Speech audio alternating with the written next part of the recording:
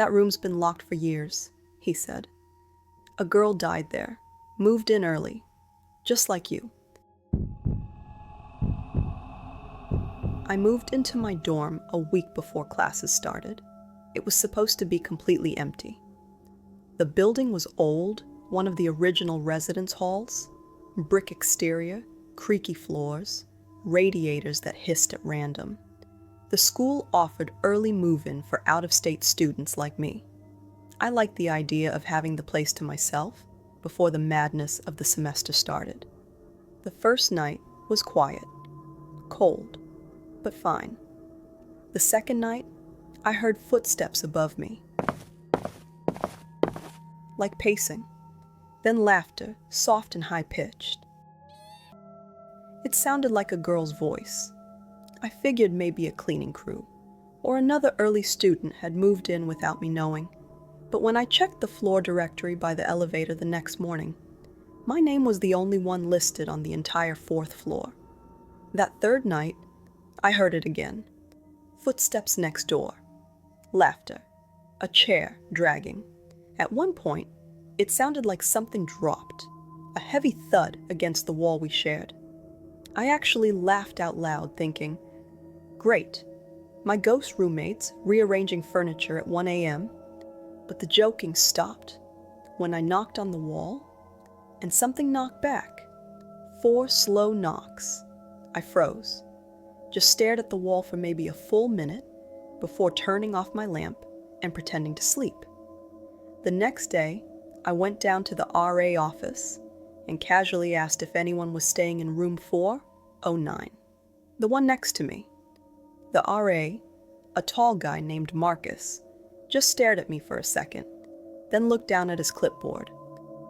409, he said slowly. That room's been locked for years.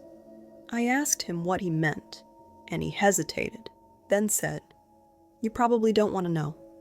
Of course I did. He leaned in and spoke lower. Years ago, a girl moved in early, just like you. No one knew her well. She was shy, barely talked to anyone. She started telling people there was someone living in the walls, that she heard voices at night. Everyone thought she was losing it. Then one night, she jumped out the window. Or, that's what they said happened.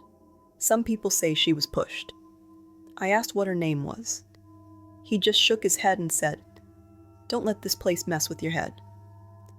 That night, I didn't sleep. The knocks started again, this time lighter, faster. Not on the wall, on my door. I sat up in bed and just listened. It was past 2 a.m. Knock, knock, knock. Then silence. I waited, walked to the door.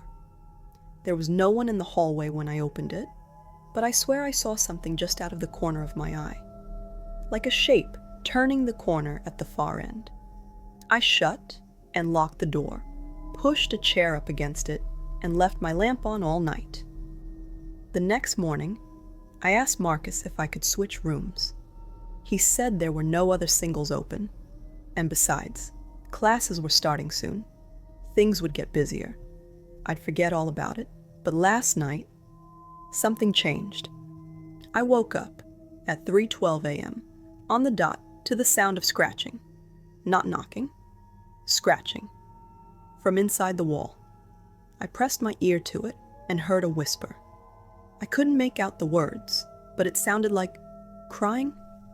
And then, from my closet, 4 loud knocks. Not the wall, not the door. The closet. I didn't open it. I didn't move. I lay back in bed and waited for morning light to come through the blinds. I'm typing this now as I wait for my parents to come pick me up. I don't care if I lose my housing deposit. I'm done. Because just an hour ago, I heard my phone vibrate across the room.